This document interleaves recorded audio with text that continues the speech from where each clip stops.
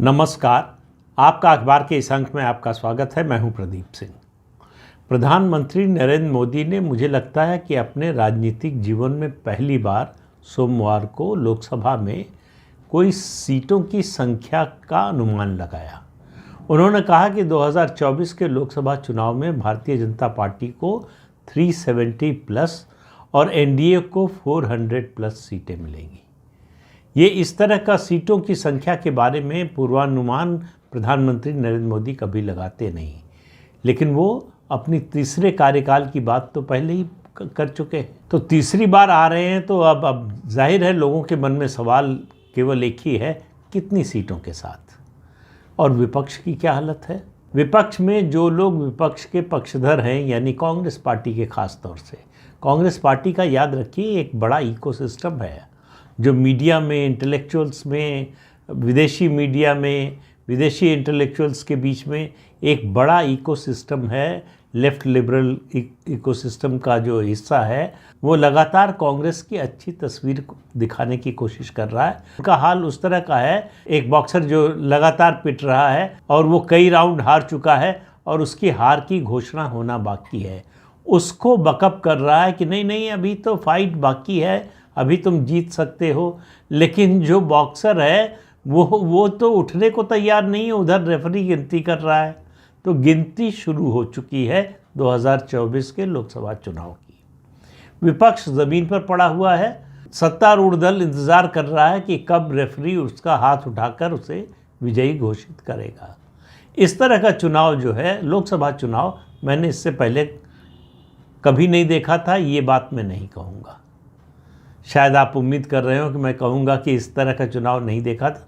देखा है 1977 जब चुनाव का नतीजा बिल्कुल स्पष्ट था। कौन जीतेगा कौन हारेगा ये साफ था। दो प्रश्न लोगों के मन में थे उस समय। एक कि क्या जनता पार्टी को स्पष्ट बहुमत मिलेगा, कितनी सीटें मिलेंगी। दूसरा सवाल था, क्या इंदिरा गांधी रायबरेली से हारेंगी। ये इन दोनों सवालों का जवाब जिस दिन नतीजा आना शुरू हुआ उस दिन हाँ में मिला। और जनता पार्टी को स्पष्ट बहुमत ही नहीं मिला, 300 से ज़्यादा सीटें मिली, 305 सीटें या 295, मुझे एग्जैक्ट नंबर याद नहीं, 295 या 305, इन दो में से कोई एक नंबर था। लेकिन इंदिरा गांधी रायबरेली की सीट से हार सकती हैं, ये उनके बड़े से बड़े विरोधी की भी कल्पना से बाहर था। जब ये खबर आ गई कि इंदिरा गांधी रायबरेली से चुनाव हार गई हैं, तब भी किसी को विश्वास नहीं हुआ। मुझे याद है, मैं उस समय लखनऊ यूनिवर्सिटी में पढ़ता था। हम लोगों का एक ग्रुप था जो घूम घूम कर चुनाव नतीजे अलग अलग जगहों पर देख रहे थे। बड़े बड़े बोर्ड लगे हुए थे नतीजे बताने के लिए। उस समय सब लोग ढूंढ रहे थे कहीं रेडियो मिले, बीबीसी सुने। इंदिरा गांधी हार गई, ये खबर अगर बीबीसी से आ जाए तो कन्फर्म मानेंगे। उस समय बीबीसी की ये साख थी, और आज क्या है बताने की ज़रूरत नहीं है। लेकिन उस समय जो है बात बीबीसी की नहीं है, बात ये है कि इंदिरा गांधी रायबरेली से हार सकती हैं, इसका किसी को विश्वास नहीं था। आज उस परिवार को लेकर आप किसी भी सीट से बड़ी आसानी से विश्वास कर लेंगे अगर ये खबर आई कि वहाँ से वो हार गई हैं। जैसे सोनिया गांधी अगर इस बार रायबरेली से चुनाव लड़ती हैं तो आपसे मैं कह रहा हूँ कि आप मान कर चलिए कि वो चुनाव हार जाएंगी। राहुल गांधी अमेठी से लड़ते हैं अगर फिर से, तो वो अमेठी से चुनाव हार जाएंगे। प्रियंका वाड्रा अमेठी या रायबरेली दोनों में से कहीं से भी लड़ती हैं तो चुनाव हार जाएंगी। ये अंतर हुआ है 1977 से लेकर 2024 के बीच में, कि वो परिवार जिसकी इन्विंसिबिलिटी जो है वो लोग मान कर चलते थे कि ये अपराजेय हैं, इनको पराजित नहीं किया जा सकता। उनके पराजित होने में अब किसी को कोई संशय ही नहीं है। उनकी अपराजयता की बात करने वाले को लोग शक की निगाह से देखते हैं कि ये समझदार व्यक्ति है या नहीं, इसको ज़मीनी हकीकत की कुछ जानकारी है या नहीं। तो इस समय जो चुनाव, लोकसभा चुनाव की तैयारी चल रही है, और ख़ास तौर से मेरा मानना है सोमवार को जो भाषण हुआ प्रधानमंत्री का लोकसभा में, उसने विपक्षी दलों के मनोबल को और तोड़ दिया होगा। उन्होंने ऐसे ही संख्या नहीं बोल दी। 370 प्लस बीजेपी, 400 प्लस एनडीए, ये जो संख्या उन्होंने बोली वो विपक्ष के गिरे हुए मनोबल को और ज़्यादा धूल धूसरित करने के लिए बोला उन्होंने, और उसका असर हुआ है। विपक्ष में इस बात की चर्चा ही नहीं हो रही कि प्रधानमंत्री ने जो कहा वो हो ही नहीं सकता। आमतौर पर विपक्ष का ये दायित्व भी होता है और अपेक्षा भी उनसे होती है कि उनके विरोधी जो दावा कर रहे हैं, खासतौर से सत्तारूढ़ दल की बात कर रहा हूँ, विपक्ष और पक्ष की बात कर रहा हूँ, तो सत्तारूढ़ दल जो दावा करे, देखिए दो चीज़ें होती हैं डेमोक्रेसी में, सत्तारूढ़ दल दावा करता है और विपक्ष जो है वो वादा करता है। तो आज की स्थिति यह है कि सत्तारूढ़ दल तो दावा कर रहा है लेकिन विपक्ष किसी तरह का वादा करने में अपने को सक्षम नहीं पा रहा है। विपक्ष ये कहने की हिम्मत भी नहीं जुटा पा रहा है कि हमारी सरकार बनने जा रही है, हम सत्ता में आ रहे हैं, हम भारतीय जनता पार्टी को अपदस्थ करने जा रहे हैं। विपक्ष में आज से ही चुनाव की एक घोषणा शुरू होने से पहले ही, मेरा ख्याल है 10 या 12 मार्च तक चुनाव की अधिसूचना जारी हो जाएगी, उससे पहले ही विपक्ष तलाश रहा है मुद्दे। किस बात के मुद्दे?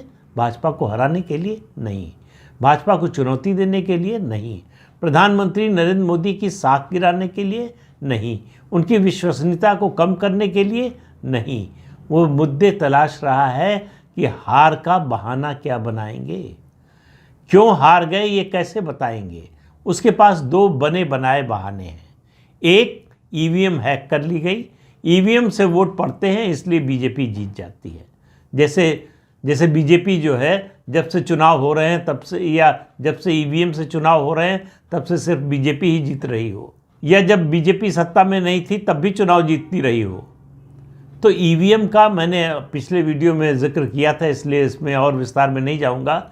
ईवीएम का बहाना इतना घिसा पिटा है कि इस पर लोग सुनने को भी तैयार नहीं है। मतदाता, जब आप कहते हैं कि ईवीएम हैक कर ली गई तो अब आप मतदाता के विवेक पर सवाल उठाते हैं, उसके फैसले पर सवाल उठाते हैं, उसकी विश्वसनीयता पर सवाल उठाते हैं और उसका जो जनादेश है उसका अपमान करते हैं। और ये विपक्ष लगातार कर रहा है बिना ये सोचे कि इसका नतीजा क्या होगा। उसकी मजबूरी है, आप समझने की कोशिश कीजिए। विपक्ष के पास और कोई मुद्दा है नहीं। दूसरा मुद्दा है सांप्रदायिकता। हालांकि पिछले 10 साल से 12 साल से ये शब्द जो है राजनीतिक विमर्श से गायब हो गया था, लेकिन ये फिर आने वाला है और ये राम मंदिर के बहाने लाया जा रहा है कि सत्ता पक्ष धर्म का इस्तेमाल अपनी राजनीति को आगे बढ़ाने के लिए कर रहा है, वो भगवान राम का इस्तेमाल भी अपनी राजनीति के लिए कर रहा है। इन सब बहानों से, इन सब तर्कों से सच्चाई छुपने वाली नहीं है। जो ज़मीनी हकीकत है वो बदलने वाली नहीं है। अब बीजेपी 400 पार जाएगी नहीं जाएगी इस बहस में पड़िए ही मत। बीजेपी कहाँ तक जाएगी ये कहना आज बहुत कठिन है। तो संख्या में मैं फिर कह रहा हूँ कि मत पड़िए। इससे पहले एक वीडियो में भी कहा था कि बीजेपी कितने पार जाएगी, इसके चक्कर में मत पड़िए। सवाल ये पूछिए कि कांग्रेस कहाँ रुक जाएगी। इस चुनाव का एक बड़ा मुद्दा, दो बड़े मुद्दे होते हैं चुनाव के हमेशा। एक कि जो नंबर 1 पार्टी है वो कहाँ तक जाएगी और नंबर 2 पार्टी जो है वो कहाँ पर रुक जाएगी। तो नंबर 1 पार्टी कहाँ तक जाएगी इसकी अब कोई अपर लिमिट नहीं है, वो कहीं तक भी जा सकती है। 543 के ऊपर नहीं जाएगी, इतना तो तय है। तो और ख़ास तौर से दक्षिण में जो स्थिति है भाजपा की, लेकिन मेरा मानना है कि जो स्थिति आज दिखाई दे रही है दक्षिण में भाजपा की, आप ये मानकर मत चलिए कि वही स्थिति 2024 के चुनाव नतीजे आने पर भी रहेगी। लेकिन उसमें कितना बदलाव होगा, कितना बड़ा बदलाव होगा, ये सब कहना अभी बहुत मुश्किल है। लेकिन सवाल ये है कि विपक्ष यानी सबसे बड़ा जो विपक्षी दल है कांग्रेस पार्टी, वो कहाँ जाकर रुक जाएगा। कांग्रेस पार्टी के किसी नेता से आप बात कर लीजिए, उसको इस बात पर विश्वास नहीं है कि उसको तीसरे अटेम्प्ट में, तीसरी कोशिश में इतनी लोकसभा सीटें मिल जाएंगी कि लोकसभा में उसका प्रतिपक्ष का नेता बन सके, यानी प्रतिपक्ष के नेता का दर्जा उसके नेता को मिल सके। यानी 2014 और 2019 में जितनी सीटें कांग्रेस पार्टी को मिली थी उतनी भी नहीं आती हुई दिखाई दे रही हैं। कांग्रेस दहाई में रहेगी, उसकी संख्या दहाई में रहेगी, सैकड़े में तो पहुंचना अब उसके लिए एक तरह से सपना हो गया है। और भारतीय जनता पार्टी को आप देखिए, और भारतीय जनता पार्टी 1991 से लेकर अभी तक किसी भी चुनाव में उसका आंकड़ा 100 के नीचे नहीं गया है। सबसे बुरी परफॉर्मेंस उसकी 2009 में थी, जब उसको 112 सीटें मिली थी। उससे नीचे बीजेपी कभी नहीं गई, और कांग्रेस लगातार 2 चुनाव से 53 के ऊपर नहीं गई। 100 की तो बात ही भूल जाइए आप। तो कांग्रेस पार्टी बहाना तलाश रही है, बहाने के मुद्दे तलाश रही है कि जब हार जाएंगे तो किसको जिम्मेदार ठहराएंगे। कांग्रेस पार्टी के अंदर आप लोगों से बात कीजिए तो उनकी ज़बान पर एक ही नाम होगा। कोई आपसे औपचारिक रूप से ये बात नहीं बोलेगा, कैमरे के सामने नहीं बोलेगा। एक ही नाम, राहुल गांधी।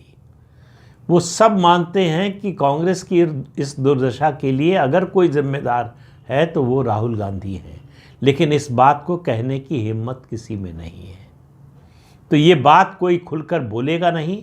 वो बिल्कुल वही दृश्य है कि राजा नंगा था, लेकिन राजा को नंगा कहने की हिम्मत किसी में नहीं थी। और कांग्रेस पार्टी में वो बच्चा नहीं है जो राजा को कह सके कि तुम नंगे हो, तुम्हारे शरीर पर कपड़े नहीं हैं। और जब तक ऐसे बच्चे की तलाश पूरी नहीं हो जाती कांग्रेस की, तब तक कांग्रेस की इस दशा में सुधार की कोई गुंजाइश नहीं है। ये बात क्यों कह रहा हूँ? सिर्फ इसलिए कि आप सुधार तभी करते हैं, आप में बदलाव तभी आता है, वो चाहे संगठन हो या व्यक्ति हो, जब आप इस बात का एहसास करते हैं कि आप गलत रास्ते पर हैं, आप भटक गए हैं या गलत रास्ते पर चल रहे हैं और इस रास्ते को बदलने की ज़रूरत है। जब तक आपको लगता है कि नहीं इसी रास्ते पर चलना है, तब तक आप बदल नहीं सकते, तब तक आप में सुधार नहीं आ सकता। जिस दिन आप अपनी गलती का एहसास कर लेते हैं, उस दिन आप सुधार के कदम उठाना शुरू कर देते हैं, तब परिवर्तन दिखाई देता है। कांग्रेस पार्टी और ख़ास तौर से उसके नेता राहुल गांधी में इस तरह की कोई भावना दिखाई नहीं दे रही है। इसलिए कांग्रेस पार्टी के दिन फिरने वाले नहीं हैं। जब तक कांग्रेस पार्टी अपनी गलती को मानने और उसको सुधारने के लिए कदम उठाने के लिए तैयार नहीं होगी, तब तक उससे यही सवाल पूछा जाएगा कि कहाँ जाकर रुक जाएंगे। क्या 54 सीटें लोकसभा में आ पाएंगी? मुश्किल लगता है, और मुझे तो असंभव लगता है। लेकिन चुनाव के बारे में कोई भविष्यवाणी नहीं करनी चाहिए। अभी चुनाव में थोड़ा समय तो है ही, 2-3 महीने का समय है। मई के मध्य में पता चल जाएगा कि कांग्रेस पार्टी कहाँ तक पहुँची।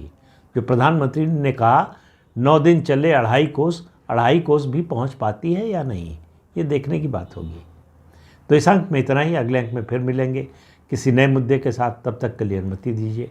आपसे अनुरोध है कि ये चैनल देखिए, शेयर कीजिए, लाइक कीजिए और सब्सक्राइब ज़रूर कीजिए। नमस्कार।